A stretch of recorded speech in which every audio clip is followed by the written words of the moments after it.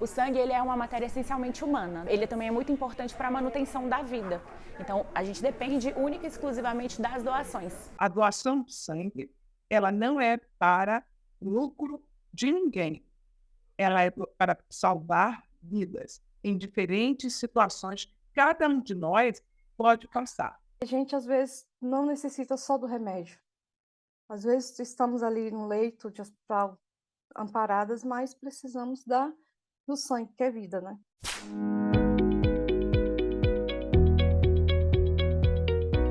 A tecnologia revolucionou a medicina com equipamentos de ponta, novas técnicas, tratamento mais eficiente. Só que ainda não foi possível desenvolver nada para substituir o sangue.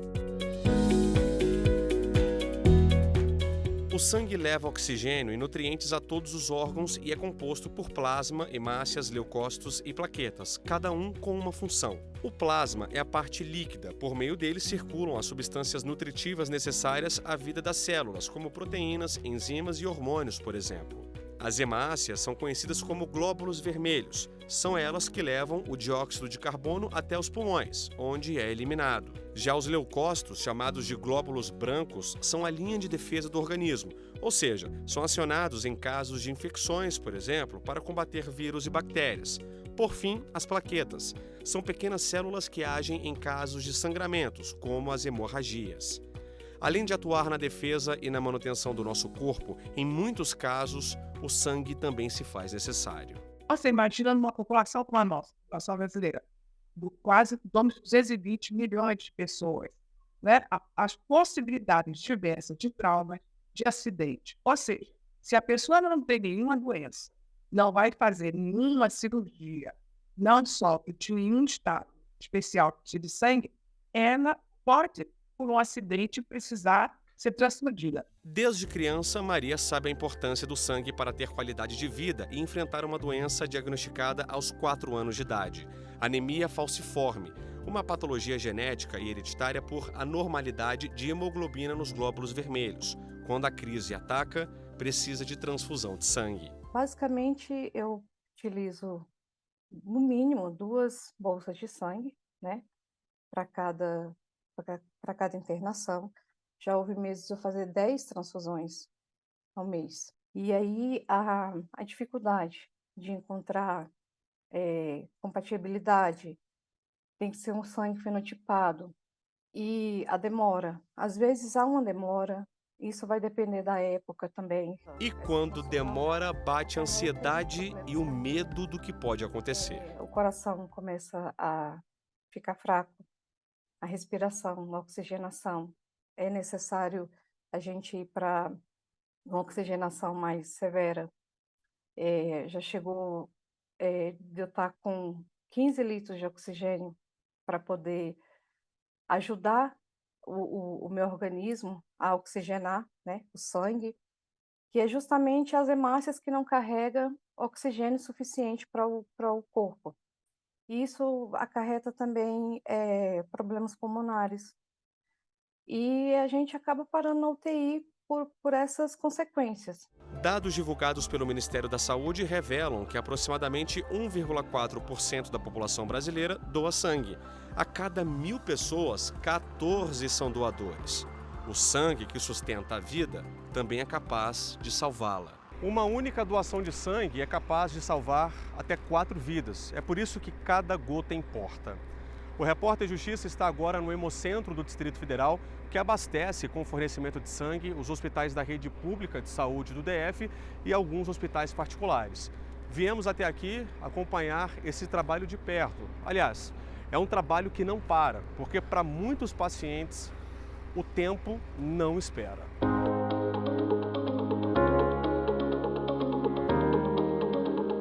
Antes de doar sangue, o candidato passa por algumas etapas. A primeira é o cadastramento. Ele apresenta o documento de identificação e outros dados pessoais, como o endereço, por exemplo. Depois vai para a pré-triagem, onde é verificado o peso, a idade, a pressão arterial e outras questões relacionadas à saúde. Se estiver apto, o candidato vai para a terceira etapa, que é a triagem clínica nos consultórios.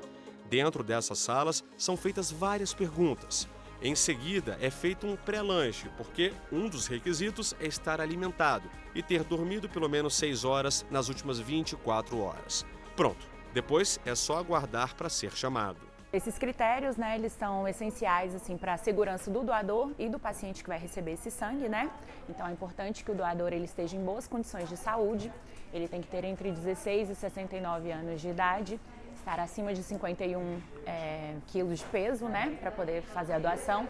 É importante que ele não esteja em jejum, ele tem que estar bem alimentado, tá? Ao contrário de que muitas pessoas pensam, né, sobre a doação.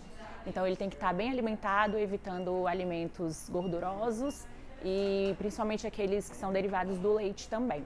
A coleta é rápida, dura cerca de 15 minutos. Daqui, as bolsas de sangue descem para a sala de processamento. É onde o material é fracionado. Ele é dividido em 4 hemocomponentes, por isso que a gente fala que uma doação ela salva até 4 vidas. Então, cada hemocomponente ele tem uma indicação específica e vai para pacientes distintos. O doador recebe um certificado e antes de ir embora tem outro lanche. Para o Luiz, doar sangue é, acima de tudo, um ato de amor. Todo mundo hoje em dia passa no mínimo 40, 50 minutos no celular no dia sem fazer nada. Não custa nada vir aqui uma vez a cada 2, 3 meses para fazer isso. É um tempinho que a gente pode tirar para fazer o bem e ajudar outra pessoa. Mulheres podem doar sangue até 3 vezes por ano, com intervalo de 90 dias. E os homens podem fazer até 4 doações, com intervalo de 60 dias. O Hemocentro do DF recebe cerca de 250 candidatos a doadores de sangue por dia. Aproximadamente 180 passam por todos os critérios. A diretora do ciclo do doador explica ainda que nos meses das férias escolares, o estoque das bolsas de sangue fica baixo. No mês de julho, né, que é o mês de férias, julho, final do ano também, a gente tem uma queda, já é histórico, né, no número de doações por conta das viagens, tem alguns acidentes também que intensificam a demanda por transfusão. Então, no mês de junho é comemorado o Dia Mundial do Doador. Então, a gente comemora o mês inteiro e a gente intensifica essa campanha. Então, no mês de junho a gente tem um número muito maior de coletas, que é já para aguentar julho, aí depois entra agosto e setembro, que são meses de seca, que também historicamente a gente tem uma queda nesse número de doações. Fernando é doador há 20 anos. Já são 2 décadas que anota na agenda o dia certo para dar a sua contribuição. Um ato que, para ele, vai além de generosidade. Todo dia pessoas morrem por falta de sangue em estoques ou precisam de sangue nos hemocentros, nos hospitais, enfim, por necessidades de doenças, de acidentes, né, de transfusões. E foi justamente nesse clima de empatia e solidariedade que o nosso auxiliar de reportagem, Paulo Paz, decidiu seguir o mesmo caminho. Ele passou por todas as etapas e o sentimento... deixa ele falar. Emocionante, né? Já era uma vontade minha, então quando você está aqui fazendo a doação, você sente aquele sentimento de satisfação de estar podendo ajudar, né? Foi a primeira doação, quem sabe, de muitas. Eu acho que todo mundo que doa, quando está fazendo a primeira doação, já está pensando na próxima, né? Eu já perguntei o prazo que eu devo ficar sem doar, que tem um período mínimo.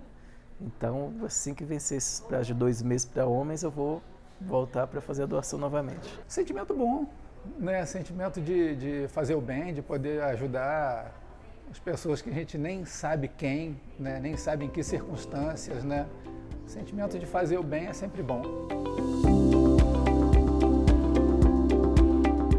No próximo bloco, a repórter Renata Teodoro mostra políticas públicas que trazem benefícios para os doadores e ainda os medicamentos derivados do sangue. A gente volta já.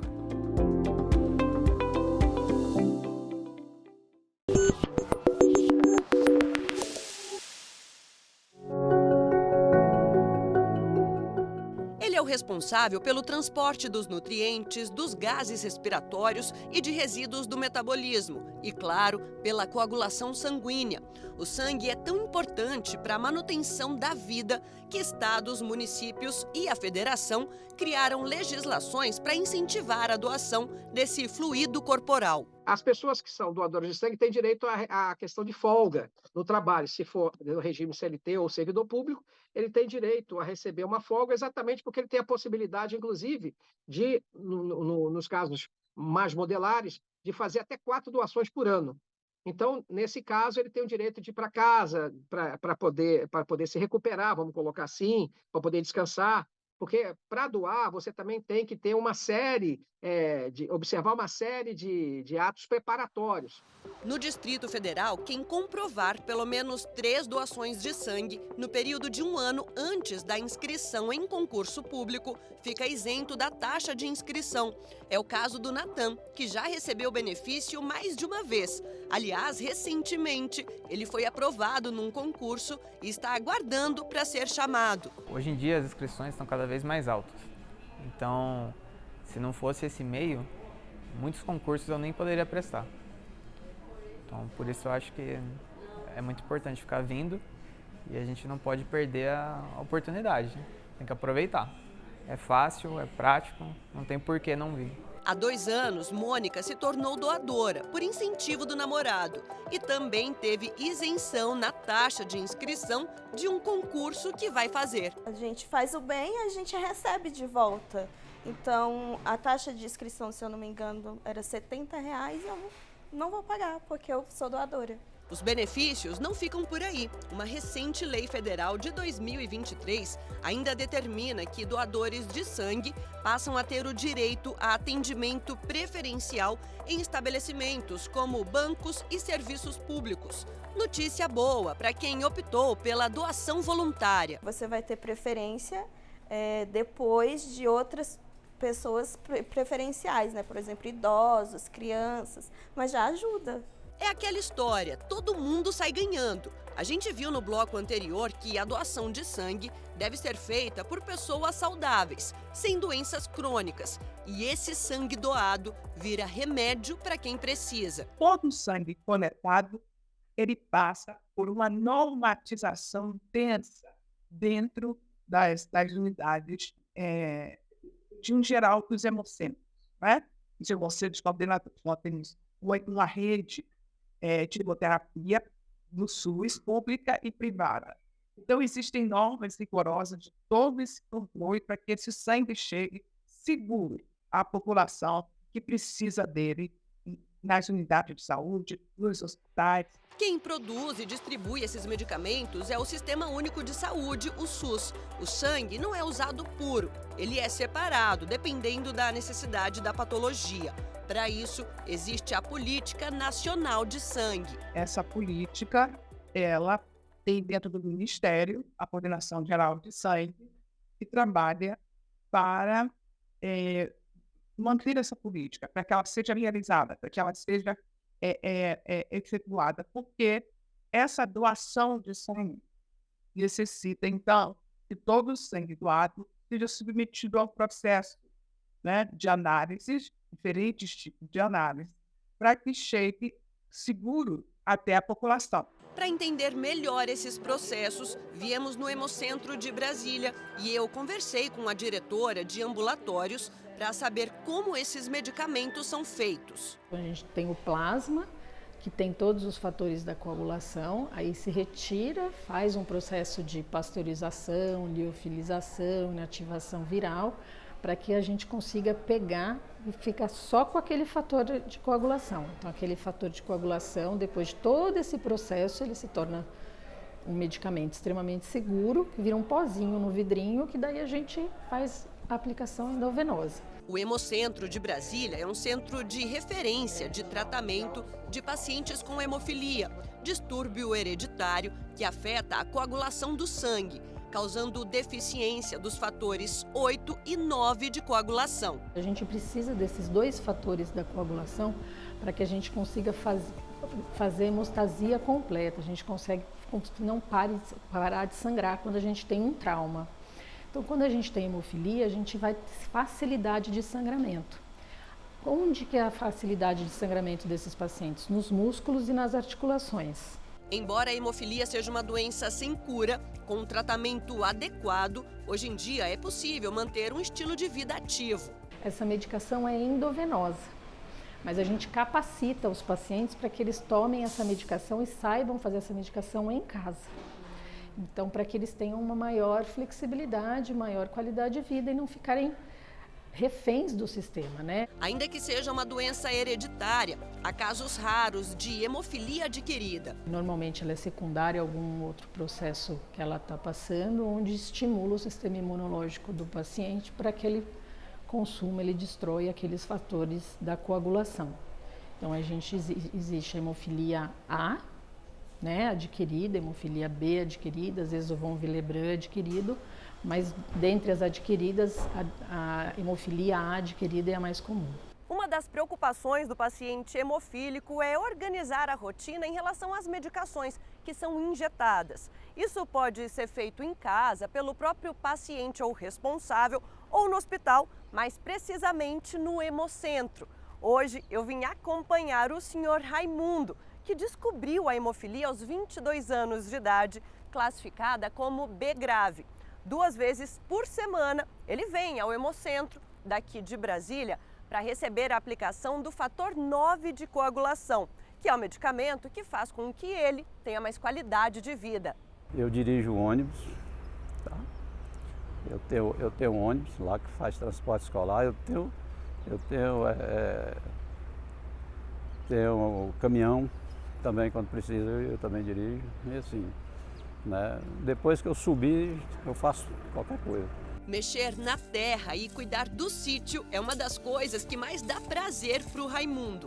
Hoje ele consegue executar essas atividades dentro dos limites impostos pela doença, devido às calcificações que sofreu nas articulações. Hoje, se eu for pentear o cabelo, eu pintio até aqui. Aqui não permite que eu vá para trás. Se eu for tomar banho, tem um limite para você se enxugar, essas coisas todas. Então, quer dizer, você vai ficando, né? E o que aqui é? Vai melhorar nisso aqui? Vai melhorar uma prótese. Uma prótese é coisa complicada para a gente, né? Para nós, né? Até para recuperação também, né? É assim, né? Entendeu? Mas é se acostumar. O servidor público aposentado conta que foi só a partir de 1995 que começou a ter o tratamento ideal. Hoje se emociona ao ver crianças, adolescentes e jovens levando uma vida com qualidade e sem limitações. Hoje você vê todo mundo normal. Isso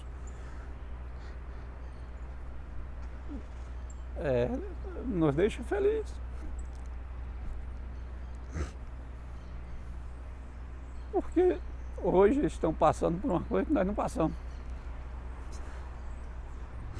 Não tivemos esse direito, né?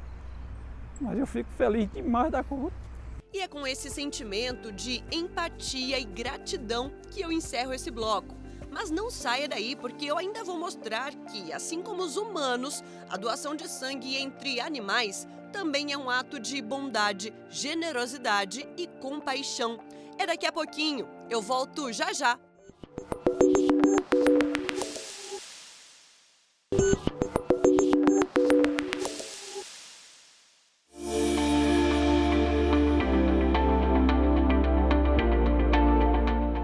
De amor e solidariedade, só que entre pets. A doação de sangue de cães e gatos é de extrema importância, assim como acontece com os humanos. E eu vim conhecer esse centro de doação que reúne em seu banco de sangue 1000 cães e 500 gatos.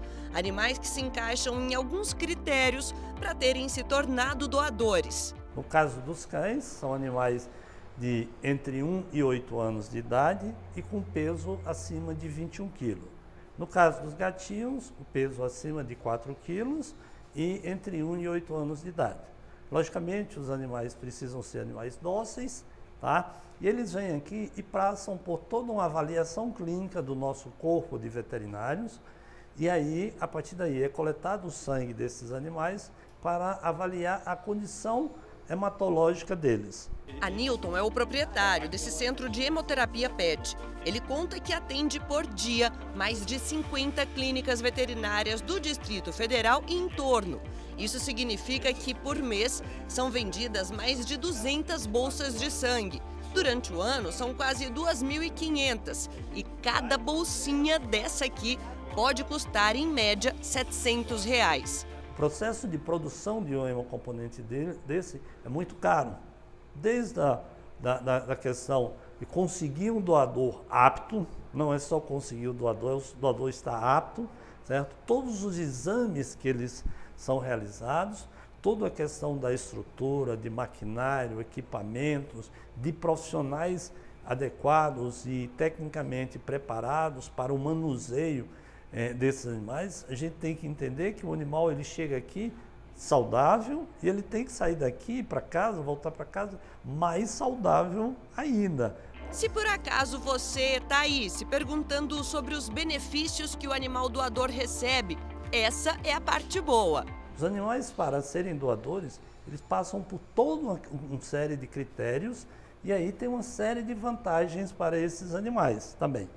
Todos esses exames que são feitos e o monitoramento da saúde desses animais, ele tem aqui e é realizado pelo nosso corpo de veterinários. Além disso, eles ganham todas as vacinas, vermífugos e o monitoramento dessa saúde é realizado pela gente. Não só isso, caso algum animal doador fique doente, ele ainda recebe todos os cuidados e tratamentos necessários. Eles também ganham a bolsa de sangue, já que eles salvaram tantas vidas durante o período de doação, quando eles precisam também, a gente está aqui à disposição para tentar salvá-lo. Um ato de extrema importância que ainda carece de legislação específica para bancos de sangue animal. Por isso, conversei com o Daniel, membro da Comissão de Medicina Veterinária Legal do Conselho Federal de Medicina Veterinária. Ele diz que o Conselho Federal vem trabalhando para estabelecer esse tipo de legislação. Estados e municípios, eles não têm legislação específica para também essa atividade, uma vez que essa atividade ela não faz parte das atividades públicas. E, geralmente, bancos de sangue animal, eles são privados. E essa atividade necessita de regulamentação do sistema Conselho Federal, Conselhos Regionais. De volta ao Hemocentro PET, Taurus e Arwen são os heróis de hoje. Antes da doação, é colhida uma amostra de sangue de cada animal para verificar as funções renal e hepática, além de outros exames que detectam várias doenças. Só depois de todo esse processo é que eles ficam aptos a doar. A gente é muito rigoroso porque a gente tem que ter a certeza de que aquele sangue que a gente está oferecendo para um animal que já está doente, a gente está oferecendo um sangue sadio. Agora sim, chegou o momento da doação de sangue.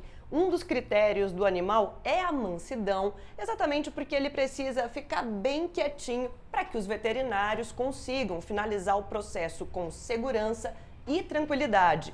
Dessa doação vai sair uma bolsinha de sangue como essa daqui, que vai servir para ajudar pelo menos 3 outros cachorros que estejam precisando. Uma bolsa de sangue pode servir para até 3 animais, assim também como pode servir só para um.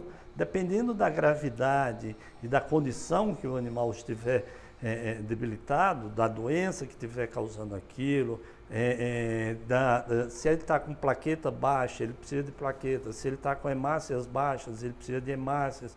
Se ele está desidratado, ele precisa dos outros componentes do sangue também. Assim que é coletado, o sangue passa por um processo de descanso. Em seguida, vai para uma centrífuga refrigerada a 4 graus, que faz o processo de separação dos componentes. Elas são separados os principais hemocomponentes do sangue, e aí nós temos aí de uma bolsa de sangue de um cão, a gente consegue produzir uma bolsa de plaqueta, uma bolsa de plasma e uma bolsa de concentrado de hemácias.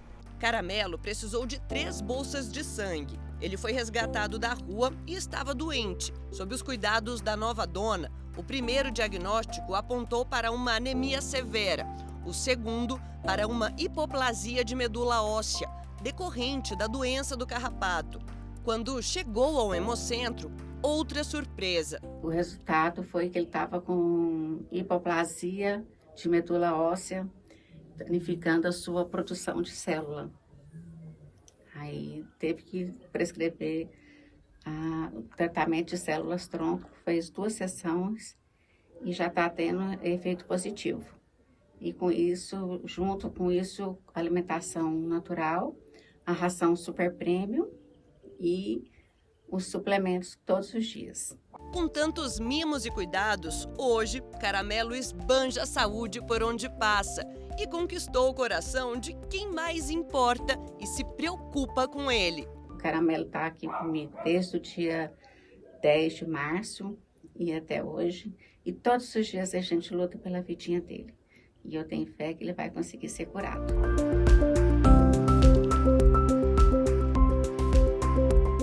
E assim, a gente termina o Repórter Justiça dessa semana.